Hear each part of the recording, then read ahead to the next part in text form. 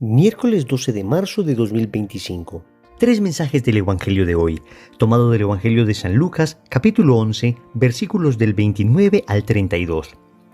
En aquel tiempo, la gente se apiñaba alrededor de él y se puso a decirles: Esta generación es una generación perversa.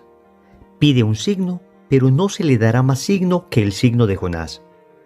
Pues como Jonás fue un signo para los habitantes de Nínive, lo mismo será el Hijo del Hombre para esta generación.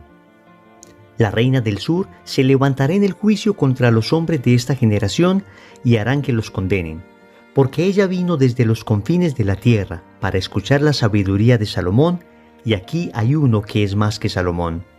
Los hombres de Nínive se alzarán en el juicio contra esta generación y harán que la condenen, porque ellos se convirtieron con la proclamación de Jonás, y aquí hay uno que es más que Jonás. Palabra del Señor. Gloria a ti, Señor Jesús. Querida familia, siempre es muy impactante escuchar hablar a Jesús de esta forma tan contundente. Él es la ternura encarnada. Él es el amor mismo hecho carne. Y sin embargo, la exhortación del Evangelio de hoy nos estremece. Siendo Él tan tierno, tan bondadoso, tan dulce, tan suave con los pecadores, debe todavía contrastar más este Evangelio que es exhortador. Es un evangelio que acusa nuestra indiferencia, es un evangelio que señala nuestro pecado. Por eso vamos a reflexionar tres mensajes. Primero, somos una generación perversa. Segundo, cuidado con la obstinación del corazón. Tercero, el peligro de sentirse muy espiritual. Vamos con el primer punto. Somos una generación perversa. Comienza el Señor diciendo: esta generación es una generación perversa. Queridos amigos, y si lo decía de aquella generación, la generación del siglo I, que de todas maneras eran personas espirituales, personas religiosas, obstinadas sí, incrédulas sí, pero en todo caso seguían al menos en gran parte la ley de Moisés, pues cuánto más se debe aplicar esta expresión dura del Señor para nuestra generación.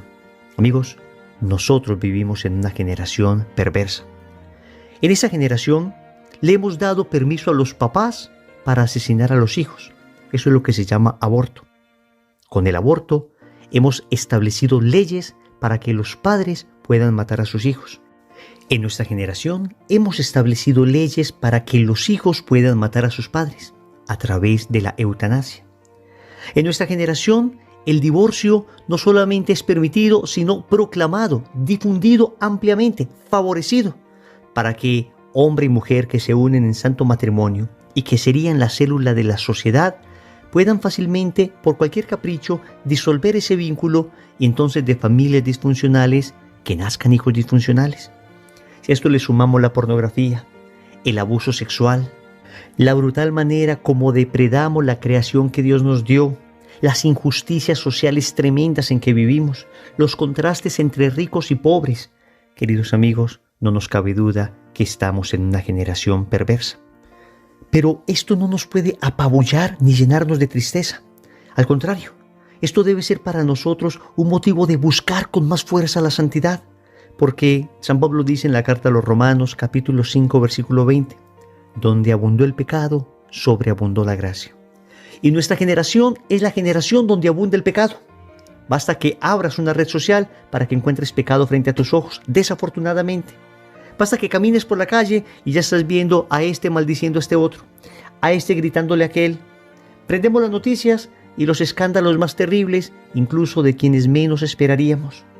Es la época de la abundancia de pecado, pero entonces es la época de la sobreabundancia de gracia. Alguno podrá decir: me hubiera gustado vivir en una época distinta, en una época más religiosa, en una época donde se amara más a Dios. Amigos, vivimos en esta época porque Dios quiso que viviéramos en esta época y porque la santidad que nos ganaríamos en esta época, en ninguna otra época de la historia no la podríamos ganar. Por consiguiente, hoy tenemos nosotros sobreabundancia de gracia y lo hemos experimentado y lo hemos visto frente a nuestros ojos. Yo mismo he sido testigo de increíbles conversiones. Créanme, conversiones tan increíbles como las que se narran en las vidas de los santos.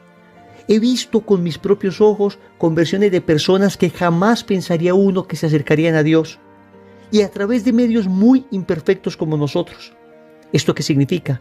Que Dios está sobreabundando en gracia. Este es un tiempo propicio para ser sal de la tierra y luz del mundo. Óyeme bien, sal de la tierra y luz del mundo.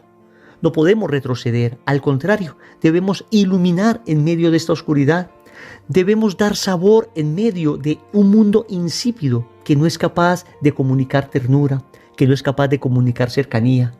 Hoy los cristianos, más que nunca, podemos y debemos ser respuesta a la crisis de una generación perversa sin precedentes. Segundo, cuidado con la obstinación del corazón. El Señor va a dar las razones por las cuales aquella era una generación perversa. Dice así: piden un signo, pero no se les dará más signo que el signo de Jonás. Aquí el Señor está hablando del más grande signo que dio de su propia divinidad, la resurrección.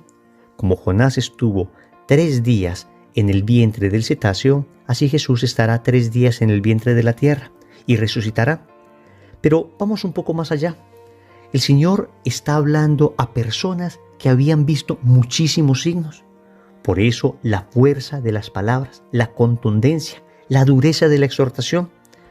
Para el momento en que Jesús dice esto, ya había liberado multitud de endemoniados, ya había multiplicado los panes, ya había calmado la tempestad, había curado a la hemorroísa, había resucitado a la hija de Jairo y al hijo de la viuda de Naín. Para este momento ya había curado al siervo del centurión, ya había obrado enorme cantidad de sanaciones físicas. Por eso el Señor exhorta tan duro, porque a pesar de todo esto, que eran milagros no solo muy conocidos, sino públicos, de tal manera que la inmensa mayoría de los que estaban allí habían visto con sus propios ojos, a pesar de todo esto, repito, seguían pidiendo signos, seguían pidiendo señales. Eso es lo que podemos llamar obstinación. Me di a la tarea de buscar en el diccionario el significado de la palabra obstinación y encontré lo siguiente: mantenimiento excesivamente firme de una idea, intención u opinión generalmente poco acertada sin tener en cuenta otra posibilidad. En otras palabras, la obstinación es una dureza de la mente y del corazón. La obstinación es permanecer en mis ideas preconcebidas contra la realidad que ven mis ojos. Creer más en mis prejuicios que en la realidad. Y eso nos puede pasar a nosotros. Podemos estar cayendo en la obstinación del corazón, es decir, en una especie de dureza que hace que nada de lo que Dios nos presenta ante nuestros ojos nos valga. Nos ha traído 1000 personas para que nos hablen de Él y no nos sirve. Nos han invitado a una enorme cantidad de retiros y no queremos ir. O tal vez ya fuimos y sin embargo todo lo que aprendimos allí nos entró por un oído y nos salió por otro.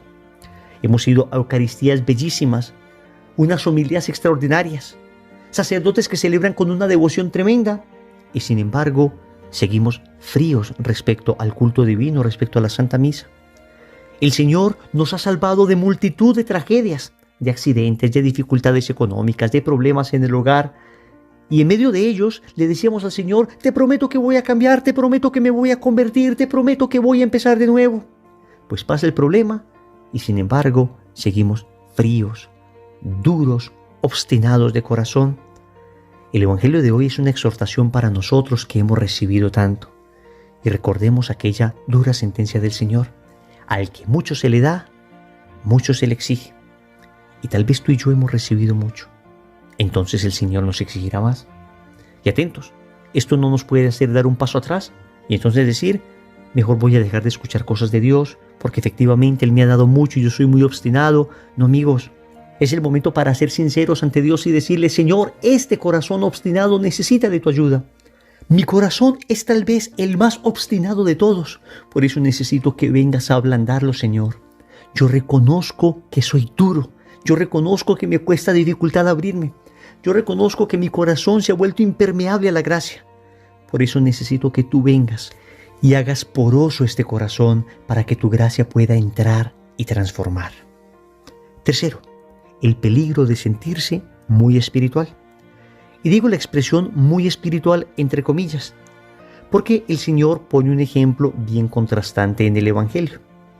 Dice que La reina del sur se levantará en el juicio contra los hombres de esta generación y hará que los condenen, porque ella vino desde los confines de la tierra para escuchar la sabiduría de Salomón, y aquí hay uno que es más que Salomón. Los hombres de Nínive se alzarán en el juicio contra esta generación y harán que la condenen, porque ellos se convirtieron por la proclamación de Jonás, y aquí hay uno que es más que Jonás. El Señor está poniendo dos ejemplos, en el primer caso de una mujer pagana, en el segundo caso de un pueblo pagano. Óigame bien, la reina de Saba, una mujer pagana, de Arabia, no practicaba la religión judía. Los ninivitas, un pueblo pagano, un pueblo que no conocía la ley de Moisés, o tal vez si la conocía era de manera muy tangencial, pero no había sido el pueblo elegido de Dios. Y sin embargo, la reina de Saba con Salomón y Nínive con Jonás se abrieron rápidamente a la fe, se abrieron rápidamente a la conversión. Esto es una exhortación, porque nosotros podemos estar cayendo en la soberbia espiritual, de sentirnos muy espirituales, valga la redundancia. En cambio, estas personas que sabían que estaban lejos de Dios, que sabían que no eran del pueblo elegido, que no habían tenido frente a sí la revelación como lo había tenido el pueblo de Israel, cuán rápido se abrieron a la gracia, cuán dóciles fueron a Dios. Nosotros, muy unidos al punto anterior, tenemos un corazón poco dócil en ocasiones porque nos creemos muy espirituales, porque nos sentimos ya muy convertidos. Entonces, quien se siente pecador fácilmente se abre porque sabe que necesita de Dios. Quien sabe que está en la oscuridad busca la luz. Quien sabe que está en la mentira busca la verdad. Quien sabe que está en la frialdad busca el calor. Quien se reconoce lejos de Dios entonces lo busca. Esta es la humildad propia del que se siente pecador.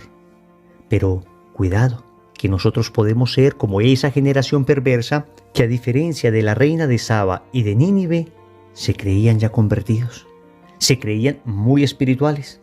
Entonces, quien se siente en la luz no tiene necesidad de buscar la luz. Quien se siente en la verdad, entonces no siente necesidad de buscar la verdad. Quien se siente ya convertido no siente necesidad de convertirse.